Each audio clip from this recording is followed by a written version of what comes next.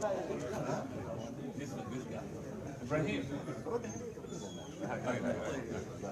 supposed to be on your mailing list or your call list, and I don't get no updates and none of that. Ever. I be like getting an attitude with you. What's up with the family center? Be talking about. RGP. Oh yeah. Okay. So then he needs to give me his 1433. Right. So just 1 second. I know. Yeah. All these things going on, why to?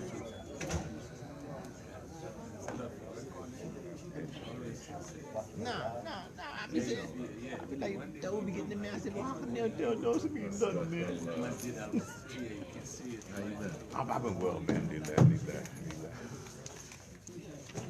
you need the same to just give it. Little shield squad over here.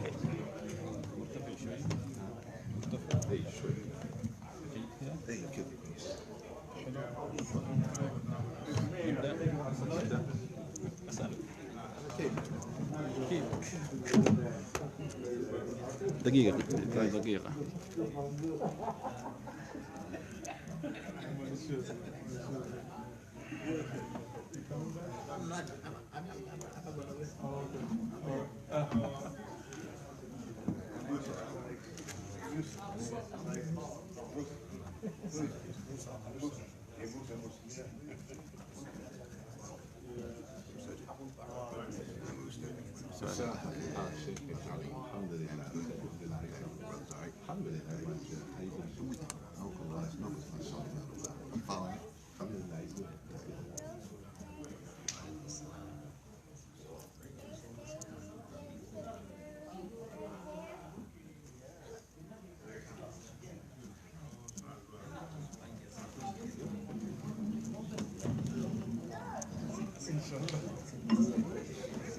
دقيقة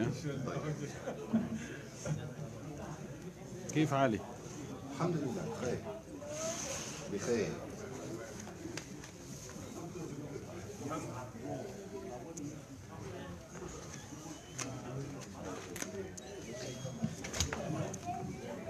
بسم الله الرحمن الرحيم. الحمد لله والصلاة والسلام على رسول الله وعلى آله وصحبه ومن والاه. أما بعد فنرحب بالشيخ أبو ساجد سعيد إن شاء الله. صلى الله أن يوفقه إن شاء الله. He will talk about the leniency of Islam إن شاء الله from 3:45 to 4:30 إن شاء الله. It's enough. After I give 5 minutes إن شاء الله application. Please help you to listen inshallah. If you can be close, it's much better inshallah. Then that's gonna much help us inshallah to listen inshallah. تفضل الشيخ. بسم الله الرحمن الرحيم. الحمد لله رب العالمين والصلاة والسلام على أشرف الأنبياء والمرسلين نبينا محمد وعلى آله وصحبه أجمعين ما بعد.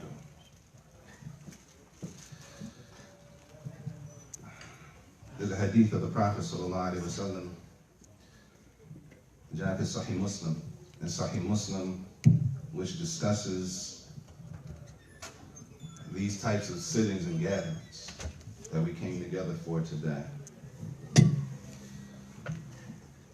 And the hadith reads that the Messenger ﷺ خرج على الصحابة يوما وهم جلوس في المسجد يتذاكرون. That the Messenger ﷺ, he came out to the masjid and he found the Sahaba, the companions, sitting in the masjid, يتذاكرون, remembering Allah. They gathered in the masjid to remember Allah Jalla wa Ala. فقال, so the Messenger ﷺ, he asked them, ما أجلسكم? He asked them, the Sahaba, the companions, what brought you all together to come sit in the masjid? ما أجلسكم? Why did you all come here like this to sit in the masjid? قالوا, they said, جلسنا نذكر الله ونحمده على ما هدانا للإسلام ومن به علينا. They said, we came here to remember Allah Jalla wa, and to praise Allah for guiding us to Al-Islam, for what He guided us to. This is our reason for coming here. The Sahaba. فقال عليه الصلاة والسلام. So the Messenger sallallahu alaihi wasallam, he asked him, Allahi ma ajlasukum illa dhak.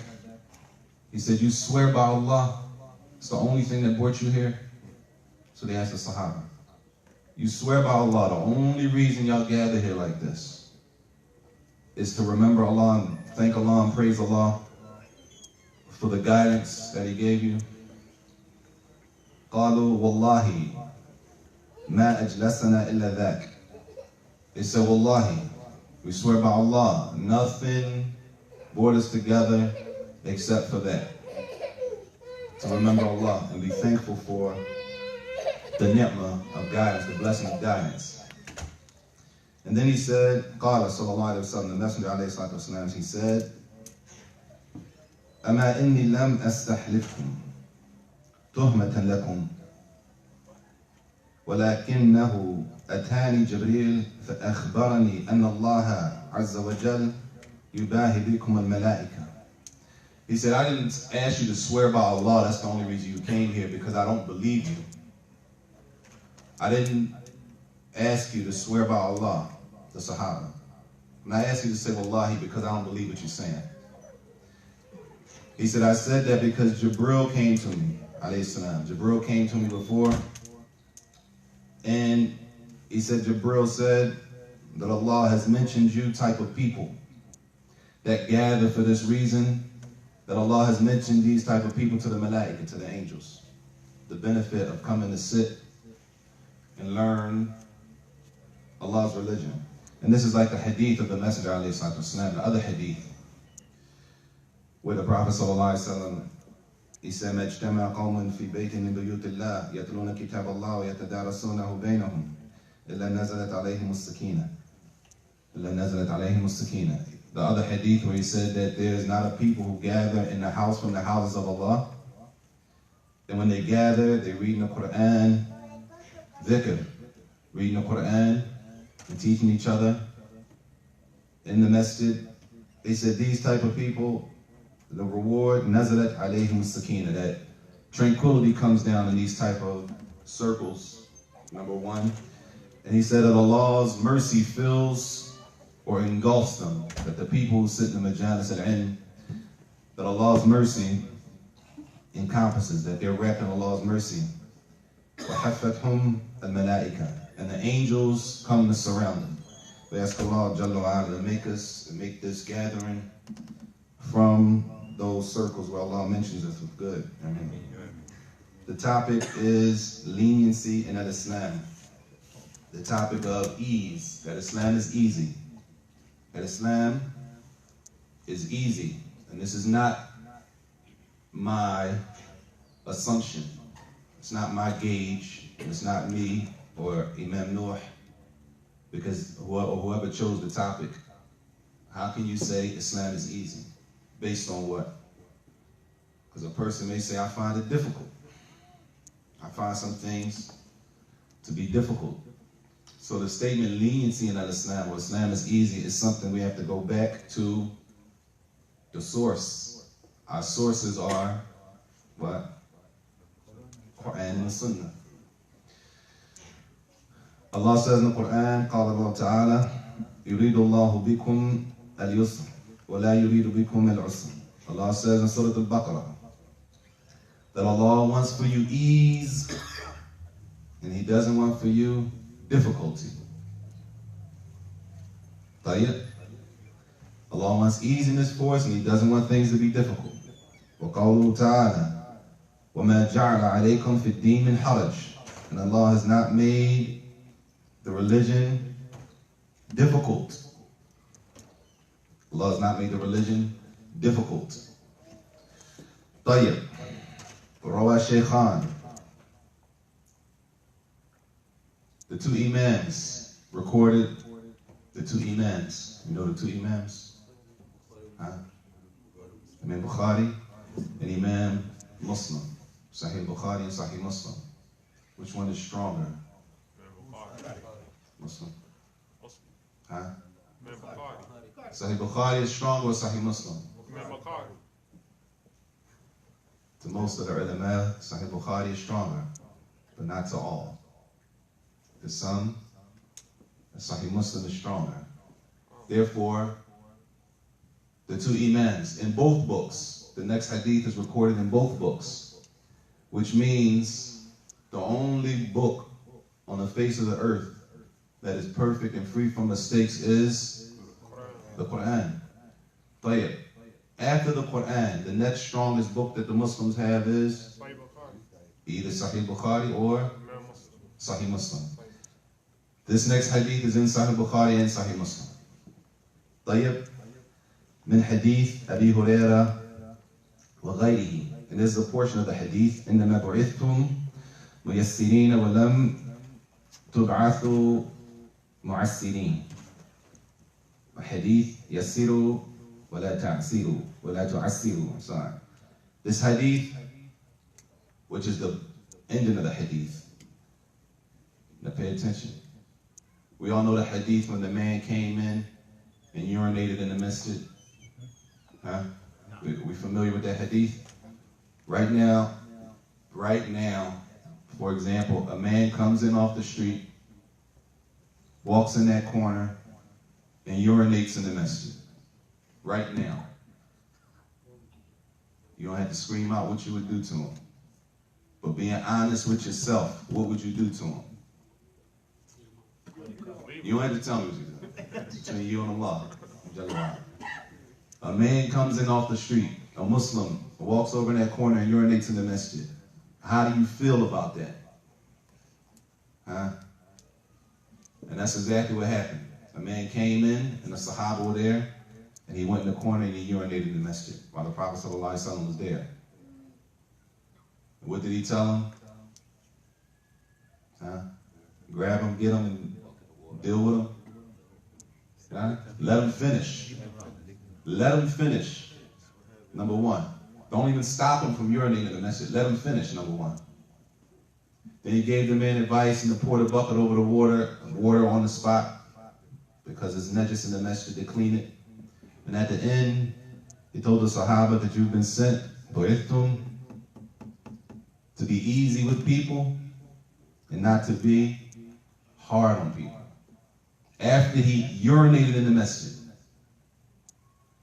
Didn't stop him, let him finish, clean it off with water, give the man advice, and then told him, we've been sent for what? To be easy with people, not to be hard and difficult with people. طيب.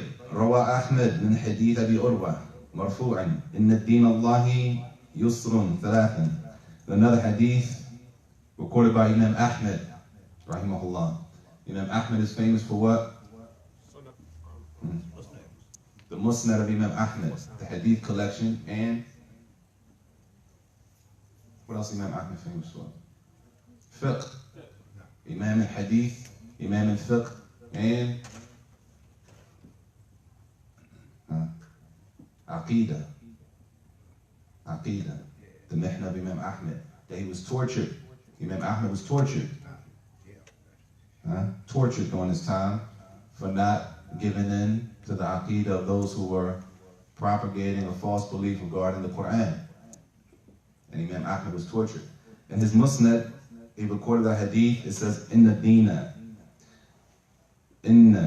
Allah yusr. Allah's religion is easy. And the Messenger sallallahu alaihi wasallam, he said it 3 times. Indeed, Allah's religion is easy. He said it 3 times. طيب.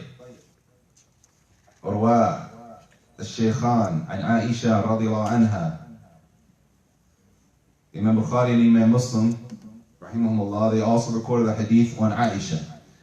All of these hadith, and these ayat, they prove what? The easiness, that Islam is designed to be easy. So if it's difficult, whose problem is it? Is it a problem with Islam? It's a problem with us. If it's difficult, it's a problem. We're doing something wrong. Because the religion is not designed to be difficult.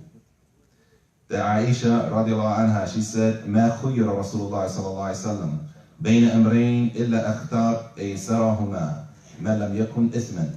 She said that the Prophet sallallahu alaihi wasallam, If he had two choices in front of him, he would always choose the easier choice, as long as it wasn't something that was sinful. As long as it was something that was haram, right? He had two things in front of him, both things are halal, permissible. He would always choose the easiest thing. We don't have to prove anything to anybody. We don't have to choose the more difficult situation in order to prove that we're stronger than somebody else. From the sunnah is to choose the easiest thing, as long as it's not something, as long as the easiest thing is not something that is haram, as long as there's no sin in the easier thing. روى الطبراني عن ابن عباس مرفوعا. Imam al-Tabarani, he related a hadith, إن الله شرع الدين فجعله سهلا سمحا واسعا ولم يجعله ضيقا. That Ibn Abbas said that Allah made the religion, He legislated the deen, and He made it easy, vast, easy and vast, right? Then He said, وَلَمْ يَجْعَلْهُ ضَيِّقًا. He didn't make it something that was real tight and constricted and restricted. That He made it easy and He made it vast. Tayyib, which means, brothers, all different is not bad. All different is not bad, as long as what?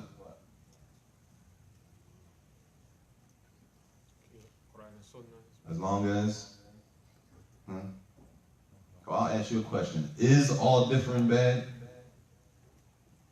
No. Well, when is it okay to differ?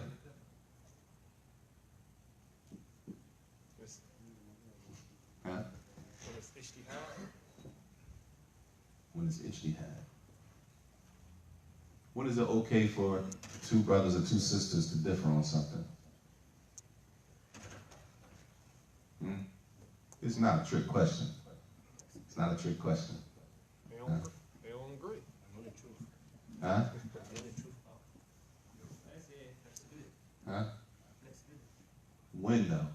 Let's say when somebody taking it to be a bad thing in a way that when somebody pass away, people will say it's bad, but to Allah it's good. I would say something like that. Because people always say that when somebody dies, they say, oh, what God happened to that? Let me ask you a question. Yes. When both parties have their evidence. When both parties have evidence. When both parties have evidence from the deen. Right? How many du'as are there after the takbiratul ihram, before al-Fatiha? Is there only one? There's many. So he reads one, he reads one. It's different. But they're both restricted to the sunnah. Everybody with me? I don't read the same dua that you read before al-Fatiha in the salat. I read a dua, he reads a different one, he reads a different one. Is that different? It's different, but it's restricted to evidence, proof. There's a hadith for the one I'm reading, there's a hadith from the Messenger sallallahu alaihi wasallam for the one he's reading, and there's another hadith for that one. Clear? Tayyib. There's another hadith that we'll go through today, inshallah ta'ala, with the Masjid alayhi salatu wasalam. And this hadith is also in Sahih Bukhari.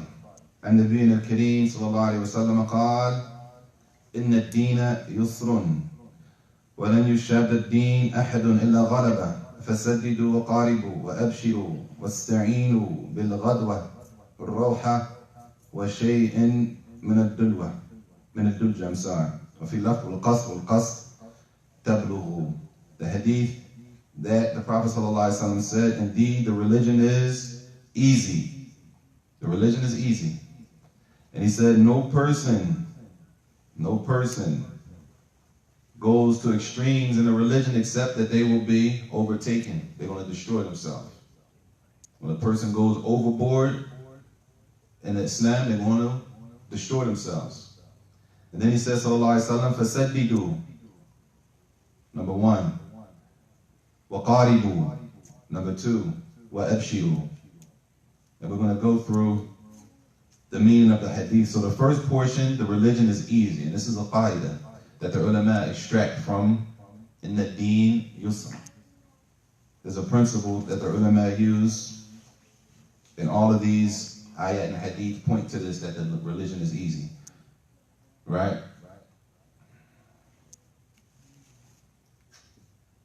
طيب, we'll get to that later.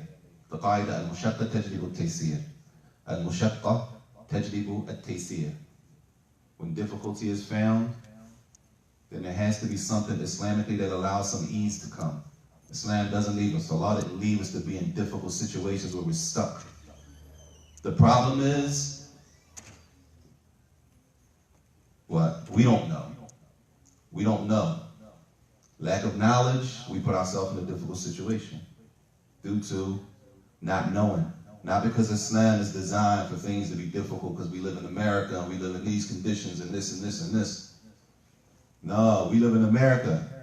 And Allah told us in the Quran that He doesn't put a burden on you that you can't bear. Right? We live in America.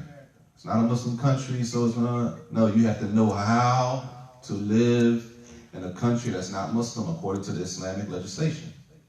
If you don't know that, then yeah, things are going to be difficult. But if you understand how to do that, then Islam is easy. Because Allah told us it's easy. And the Masjid told us it's easy. But how? It takes knowledge. He said firstly that the religion is easy, and then he said after that, وَلَنْ يُشَدَّ الدِّينَ أَحَدٌ إِلَّا غَلَبًا. That no person, nobody is going to go to extremes except they're going to be overtaken and they're going to have problems. They're going to destroy themselves. Which is a call, guidance from the Messenger sallallahu alaihi wasallam to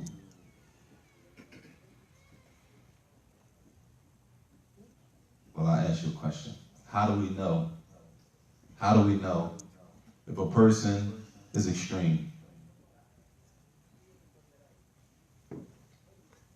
They go beyond the dalil. They go beyond? They go beyond the proof. They go beyond the proof. Or they go beyond the evidence that's in the Quran and Sunnah. طيب. They began to intolerate other people. If they begin to? Intolerate other people. I mean, become intolerant. Intolerant. They're intolerant to people.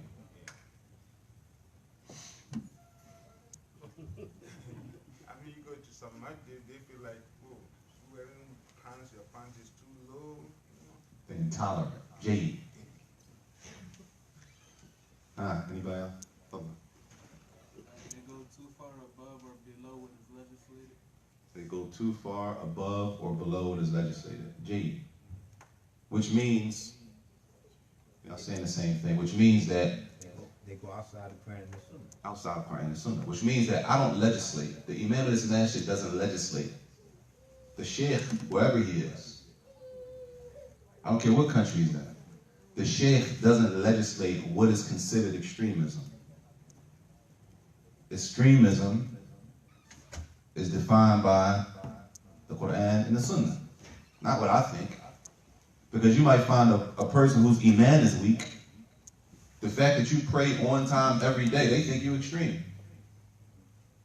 The fact that you don't miss a salat, they might think that you are overboard. Right? Because at that point, maybe their iman is weak. They're not very strong. So they consider a Muslim who is doing the bare necessity. Praying 5 times a day is like, that's like the bare minimum that we're supposed to do it anyway. So they'll consider the person that's doing the bare minimum to be extreme, according to them. So extremism or being too lenient is not defined by anyone except for the text, Allah and His Messenger alayhi salatu wasalam. So he said that that person, they will go overboard by going outside of the text, going above or too below, if we can say. Islam is in the middle. Guidance is in the middle, not going above and not going below. And we find this in the hadith of Salman al-Farisi, radiallahu anhu, when he went to visit Abu Darda, radiallahu anhu. And to make a long story short, Abu Darda advised Salman, because Salman, radiallahu anhu, he would do what? He would pray all night till Fajr. And then he would what? Fast every day. Fast every day, pray all night, and he wouldn't be intimate with his wife. Right? And what did he do? Abu Darda broke him down and told him, everybody has a haqq, that famous hadith. And then he went and told the Messenger, sallallahu alaihi wasallam, what Abu Darda said. He's doing what? He's not going to his wife, not being intimate with his wife, standing up to pray all night. And then the next day, fasting. Right? Abu Darda told him, you have to give everyone their haqq. Your body has a right. You have to sleep, eat every other day. Your wife has a right over you. Right?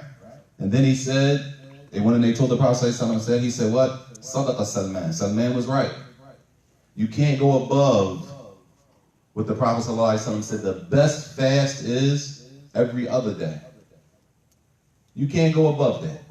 There is no fast better than the fast that we were taught by the Prophet ﷺ. The best fast, he said, is the fast of Dawood, which is fast one day, don't fast the next day. Fast one day every other day. This is the best fast. So the man was fasting every day, which is going above. And the Prophet ﷺ brought him back and told him the best way is this, to the middle. Tayyib.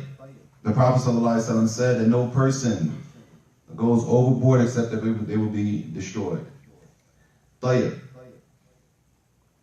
That destruction could come from a person overburdening themselves, putting too much on yourself. And a lot of this, brothers, comes from a lack of knowledge, not knowing what are the boundaries. What can I do? What can I do? What does Islam permit me to do? And what doesn't it permit me to do? Tayyib. He said, if a person does this, and we find this, we might know people like this, may Allah protect us all. I mean, eventually, when a person goes out of their scope, eventually they feel like what? Islam is difficult. Because they can't keep it up. They went outside the guidance. They went outside the guidance found in the Quran and the Sunnah. So now they can't what? They can't keep it up. So it becomes difficult. Right? Now it's difficult. But that difficulty is only from themselves going outside of the boundary. The difficulty is not found in the religion. Then the Messenger ﷺ, he said, فَسَدِّدُوا وَقَارِبُوا وَأَبْشِرُوا. Saddidu, as is explained, is number one, the deen is easy. Number two, nobody goes overboard except they'll be destroyed. Then the next advice is فَسَدِّدُوا. So stick to as-sadad, as-sadad. Stick to the sunnah, isabat al-hadi. Follow the Messenger ﷺ to the best of your ability. Isabat al-sunnah. Practice the sunnah, saddidu. This way you don't go overboard. You don't miss the mark as long as you're following the Messenger ﷺ. That you can't miss the mark following the Nabi ﷺ. Saddidu. What if a person comes and they're not able to do that? They find that they're not able to reach that mark. Possible? What's the sunnah? Fasting Mondays and Thursdays. So, a person, may Allah protect us all, a person has a condition. They can't fast at all. Right? Well, let's say also the sunnah of fasting the white days, 3 days in a row from every month. Person has a condition, they can't fast 3 days straight. They can't do it. Their health doesn't allow them to permit. Their health doesn't permit them to fast 3 days straight. Right? What do? Don't fast at all? Yes. Do what's easy. Do what's easy. They can't fast those days, but they can do maybe days spread out. They do what? And this is the next meaning of the Prophet ﷺ. He said, after that, وَقَارِبُوا. If you can't do it exactly, then try to be as close as possible to the Sunnah. Do as much as you can do. It's not that we beat ourselves up because we're not, maybe as an individual, I'm not able to do that. So we beat ourselves up and, no, then do what? وَقَارِبُوا. Do as close to the Sunnah of the Messenger sallallahu alaihi wasallam as you could possibly do. طيب.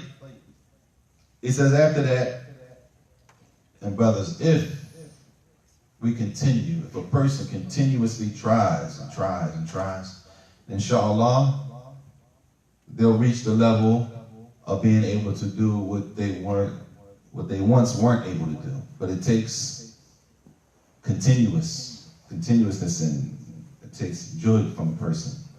The person has to really want it. طيب, he said after that, sallallahu alayhi wa sallam, وَأَبْشِرُوا al-bishara. And know for the person who's following the sunnah, right? Or the person who's doing exactly what the Messenger sallallahu alaihi wasallam did. And for the person who's not able to do that action, but they're trying to be as close as possible, he said, Abshiru, which is glad tidings or good news, or the reward is for those people. Now the question is, my question to you is there a reward in the dunya for doing good? Yes. Is there a reward in the next life for doing good? Yes. In the hadith, the Prophet ﷺ said, Abshiru. He didn't specify if that reward was in the dunya, in this world, or in the hereafter. Right? The reward is for those people. Which reward? In the hereafter or in this life? Jade. How do we know that? Huh? Who said? He said. I don't know. So how we know that?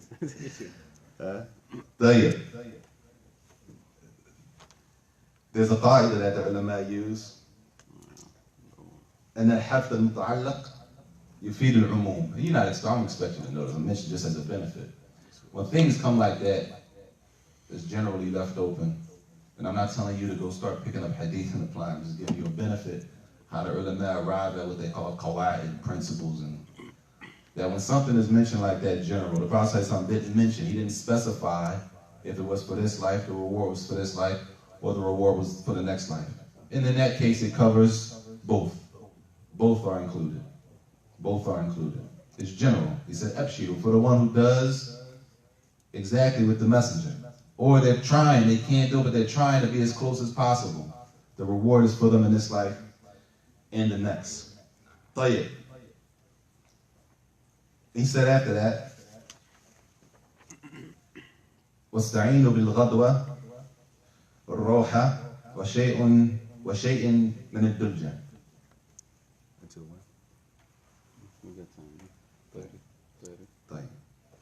He said, and seek Allah's aid, seek Allah's help, and he mentioned 3 times. He mentioned 3 times. After saying the deen is easy, anybody goes overboard is going to destroy themselves. And for the people who are able, asabah to sunnah, right? They practice exactly the Messenger sallallahu alaihi wasallam. The ones who can't, they try to be as close as possible. The reward is for you in this life and the next life. He said, and seek Allah's aid in 3 times. The first time is, as he says, al-ghadwa, which is the waqt of Salat al-Fajr, the time of Salat al-Fajr.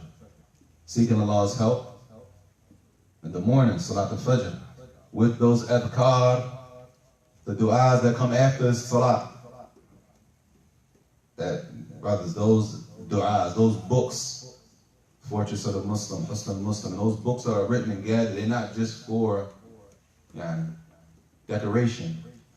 They're to be used. They're there for a reason. The Prophet ﷺ taught us and left us all of that for a reason, that we use them. That time after Fajr with the adhkar. طيب. After that, he mentioned another time, Ar-Roha, which is Akhir al-Nahar, not the night, the end of the day, which is Salat al-Asr and Salat al-Maghrib. And there's a major time for dua. If we don't know, inshallah we know it now. There's a major time, a serious time for dua between Salat al-Asr and Salat al-Maghrib, which is Yawm al-Jum'ah. The hadith, if you don't know it, that's homework. The importance of dua on Yawm al-Jum'ah. The hint is already there. It's between Asr and Maghrib. Seek Allah's aid with that. And then he said lastly, with Dulja. And in the nighttime. And seek Allah's aid during the night, which includes Salat al-Isha and Tahajjud. Qiyam al-Layl. Right? Standing up at night. Right? That also comes in the other hadith. That the Messenger ﷺ told us, ينزل ربنا تبارك وتعالى كل ليلة إلى السماء الدنيا حين يبقى ثلث الليل.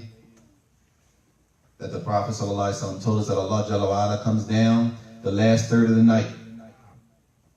The last third of the night.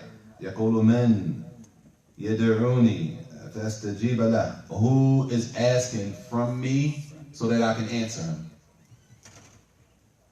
If we're not getting up, then that's our problem. If we're not standing for tahajjud and asking Allah what we need, then who? We can only blame ourselves. He said, Man yas'aluni fa'atiyahu. Who is asking me for something so I can give it to him? Every night. Man yastaghfiruni fa'aghfir lah. Who is asking for forgiveness so I can forgive him? The Prophet ﷺ told us in these 3 times, seek Allah's aid. Major, serious times for dua. After that, the Prophet ﷺ, he said, and this comes in another narration, وَالْقَصْدَ وَالْقَصْدَ تَبْلُغُ. وَالْقَصْدَ. He said this word 2 times, and it's explained to mean al-i'tidal, being in the middle, being moderate, not going overboard, and not being too lenient. Leniency in Islam doesn't mean just, out of case you do what you want to do. Allah's going to forgive you. Leniency is restricted to what? How do we know what the permissible leniency is? How do we know? How do we know what's permissible leniency in the religion?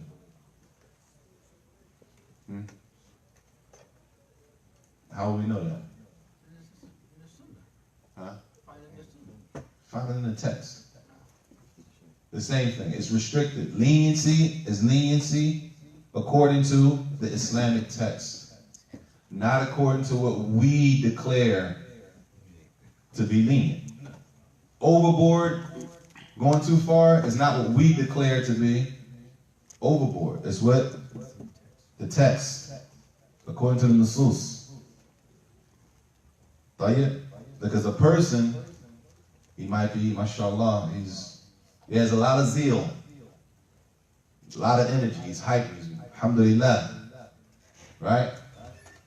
But he might be overboard. He might go outside of what's legislated from the Quran and the Sunnah. Yes, he has the zeal, but he might go against the text. Clear? We're bounded by the text. طيب. He said, Al-Qasd wal-Qasd. Al-Qasd, Al-Qasd, tablughu. He said, for the person who is in the middle, the one who is moderate. How do we know what's moderate? Again, it's found in the Quran. It's found in the Quran and Sunnah. These are not trick questions. Everything goes back to the text. Take a middle course. Huh? The middle course. How do we know what the middle course is? Right?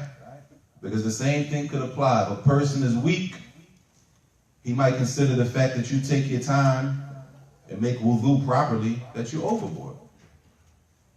Right? He might consider the fact that you're at work and you don't want the salat to leave out and miss the time of the salat. You pray on time, he might consider you overboard. He might consider you overboard for praying Tarawih every night. Right? Based on what? That person might be weak in Iman. So they might take something that is legislated and do what? Consider that thing that is legislated to be overboard, which is a mistake. We know something is overboard according to the text, the Quran and the Sunnah. We know something is too lenient according to the Quran and the Sunnah. We know something is moderate according to the Quran and the Sunnah. So the Prophet ﷺ said, the one who is in the middle, this person will receive a reward, just as Allah says, وَكَذَلِكَ جَعَلْنَاكُمْ أُمَّةً وَسَطًا. As Allah said, and we have also made you a nation that is moderate, in the middle. A nation that is in the middle. So either people will they will go overboard outside of the text, or they will be too lenient and they will fall short of following the guidance found in the Quran and the Sunnah. And the third group is what? The group that is in the middle. And the same thing the Prophet ﷺ said, the one who does that, these things in this hadith, and they're in the middle, that the reward is with them. With them is the reward. And he left it general again, which means what? Is the reward restricted? No. He left it general, so that reward includes the reward in the dunya and the reward in the hereafter. And this comes, and we can find many, many examples of easiness in Islam.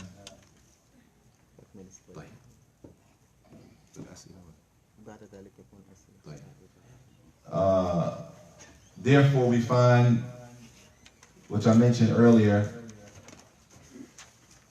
in a lot of these examples we may already know, that al-mushaqqa tajlibu at-taysir. When we find some difficulty, Islamically, there's a way to easiness. The issue is we have to have enough knowledge to know how. And we may practice these things and we don't even notice how easy it is for us. Mathalan, for example, when we make wudu, do we have to wash our feet?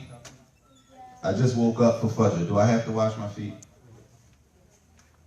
Huh? Not a trick question. You make a wudu. Do you have to wash your feet in wudu? I thought you. Nah. I'm not trying to trick you, man. Is it possible sometimes that we don't have to wash our feet? When don't we have to wash our feet? When we're in the middle of the woods, we can just stick our hands in the mud and then wash our hands and put it on our face. Allahu Akbar. When we have on socks. Imagine, and dead in the winter, if we had to always wash your feet. Some masjids, mashallah, are not that warm. Sometimes in the wudu station, it's not warm. Some places don't have warm water. It's only cold water running. Can you imagine that? The ease that we practice of making mess. Huh? That's a ni'mah. And the ulama say that it comes from these ayat, these hadith, that Allah wants. They bring this principle. Allah wants for you ease. Allah didn't make the religion difficult. Prophet says, deen is easy. Al-mushaqqa tajlibu at-taysir. And there are many instances that we practice all of the time where we go against the origin of what we're supposed to be doing. Originally, we're supposed to what? Wash our feet. But Allah made it easy. In instances, we can just wipe. Alhamdulillah. The origin is that Dhuhr is how many? 4 rak'ah. And then Asr is 4 rak'ah. Sometimes 4 hours apart. But Allah made it easy. That there are times and situations where we can do what? Combine. Not just combine, shorten them and combine. It's a ni'mah. Easy. But for the person who doesn't know that, a person who doesn't know that they can wipe over their socks with the proper conditions, what do? They come in and they put themselves in a difficult situation. And they go in a masjid that's freezing with no warm water, and they take their shoes and socks off and there's snow outside on the ground and stick their foot in cold water. Who made it difficult? Not Islam. Because Islamically, they could have wiped. But not knowing, they made it difficult on themselves. If a person, the asl, the origin is in Ramadan is what? To fast. You gotta fast Ramadan. It's a pillar. I'm not trying to trick you. It's not trick. I'm serious. The origin is that we have to fast Ramadan. Like, when don't we have to fast? We're traveling. I'm sick. I'm sick. I can't do it. That what is a person a sin? Is that person sinful now? Before Allah, they excuse. It's an excuse. And you know what? Make it up another time. Just don't let the next Ramadan come in. But make it up. You sick, you can't do it within these 30 days? Make those days up that you missed. I love this, Dean. Allah Akbar. Alhamdulillah. Hajj. Hajj right now, at least 7 grand, 7,000. 7,000 and up. Obligatory on who? Those who can afford it. So if you don't have it, are you sinful? The person who doesn't have the money to make Hajj, are they a sinful, bad Muslim? No. Zakat. How much is zakat? 2.5%. That's a small amount. Huh? With all the conditions of zakat. Is zakat every week? With all the conditions that money, one of the conditions of zakat is that money is extra. It sits for a whole year. And then after that whole year, that money's sitting, how much? 2.5% of that. Ease, the salat, the jama'ah. Now this is a question. Is it easier, or does your heart, generally, how do you feel coming to the jama'ah? In general, is it easier to pray alone or with a group of people? With a group. Generally, the more people are doing something, it makes it easier. I'm not just the only one that's doing this. I'm not just the only one going through it. Ease, the religion is easy. It's, if we don't know, if we don't take the proper steps to gain the proper knowledge that we need, then we make it difficult on ourselves. And we'll stop there. Ask Allah to forgive me for any of my shortcomings. The benefit is with whatever we heard. Wassallallahu wa sallam wa baraka ala nabiyyina Muhammad wa ala alihi wa sahbihi wa sallam. I mean, whoever has a question. Any questions? The zakat, when the 2.5% is only on a person who has the money sitting. It's not on a person who doesn't have the money, right? Right. That's another thing. That's assuming we're not talking about the money that you're using to live with every day. We're not talking about the stuff that you're using to live. We're talking about extra money that is sitting, just sitting there. And it's not just sitting there for 2 weeks until your next paycheck. That extra money is sitting there for a year. Excess. And then after a year, what? 2.5%. Life. Just another clarification. It has to be 85 grams of gold. This is the nisab, 85 grams of gold. So if you have that amount, now we don't carry gold, right? So what you do is, how much is a gram of gold? If it is $50 a gram, then you multiply 50 by 85. How much is 50 by 85? Where are the mathematicians? Shikakil. Shikakil. Shikakil, definitely.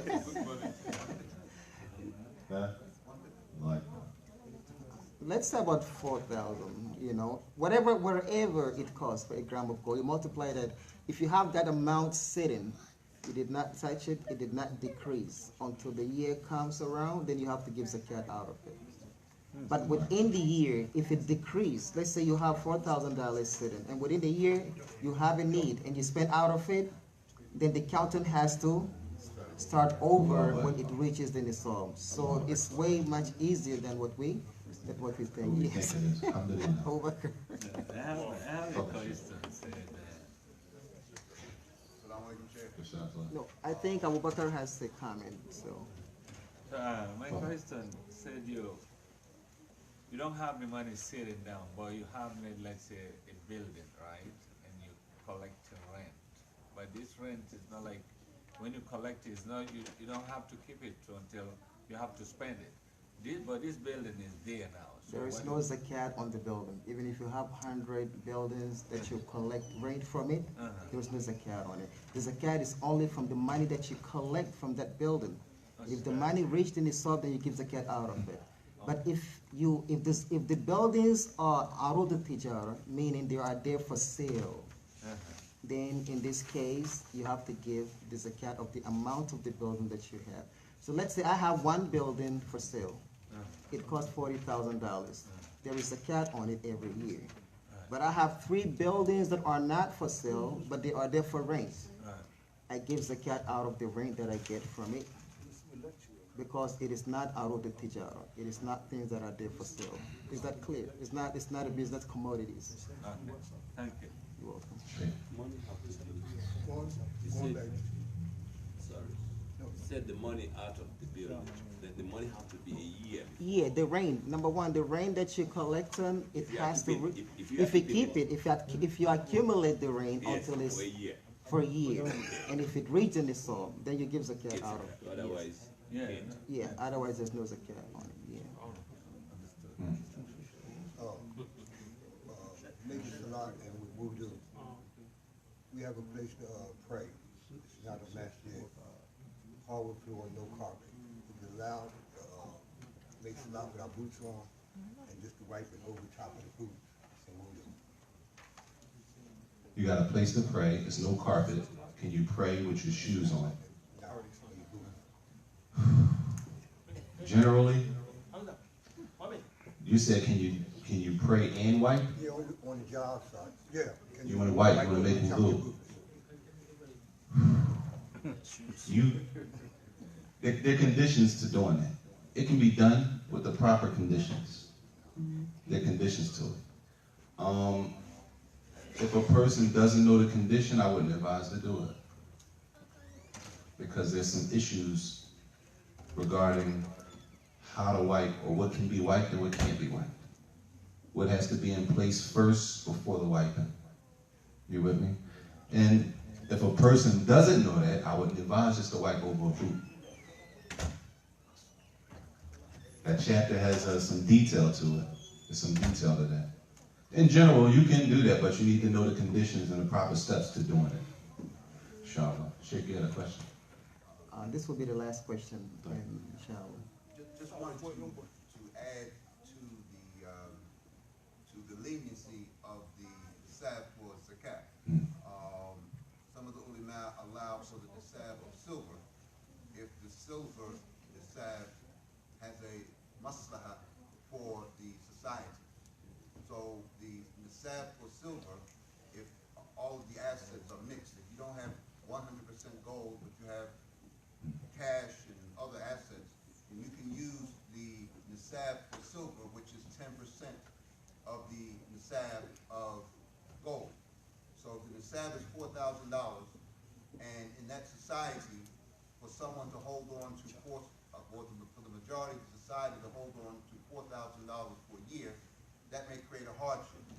But if they can hold on to $400, which is the nisab for silver, 21 grams of silver, then inshallah ta'ala, it's recommended to use that so that the general society can participate in fulfilling that pilgrimage. We want to thank, I think time is very narrow, we want to thank our brother for coming, and we hope to see him inshallah in the near future. We're going to take a break, and there is food out there. You can help yourself, and then after that we're coming back for prayers, and then we're going to continue inshallah. So you have any questions, just save them for later inshallah. Jazakumullah khairan. Now. Oh yeah, we'll answer your question, okay? Inshallah. Yeah. What is Ramadan? Are you trying to fast? Do you see food?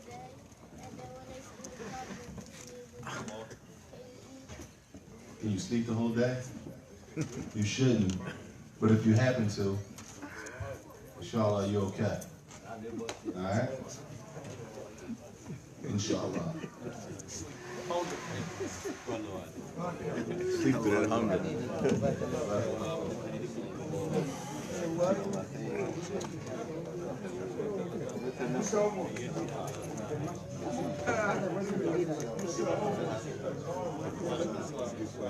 This thing is easy shape. This thing is easy. I can hold it. I love it. Show cookie.